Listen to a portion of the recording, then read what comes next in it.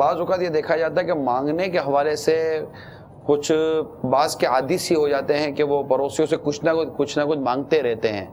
یہاں تک کہ ماچس کا بھی یہی حساب ہے، پھر نمک مانگیں گے تو مسالہ مانگیں گے، مرچی مانگیں گے. یہ مانگنا درست ہے یا کیا ہونا چاہیے؟ تو حدیث شریف میں یہ ہے مطلب اس طرح کا مضمون کہ نمک ہے، یہ اگر کوئی مانگے تو اس کو منع نہ کیا جائے کہ اس کے دیے ہوئے نمک سے جتنا اس کے کھانے کی اصلاح ہو جائے گی نا کھانے کی، تو اتنا کھانا صدقہ کرنے کی اس کو ثواب ملے گا. سیدنا بلال حبشی رضی اللہ تعالیٰ عنہ جو غلام تھے اور مسلمان ہوئے تھے، ان کو حکم ہوا اذان دینے کا، تو یہ اس وقت کعبہ شریف میں اونچے چڑھ کے انہوں نے اذان دی، تو بڑے بڑے سردار اور رئیس جو تھے ان لوگوں کے دل میں حسرت ہوئی، اور انہوں نے کہا یہ کالا غلام اور اس کو اتنا اعزاز ملا، ہم تو یوں نہیں ہوں.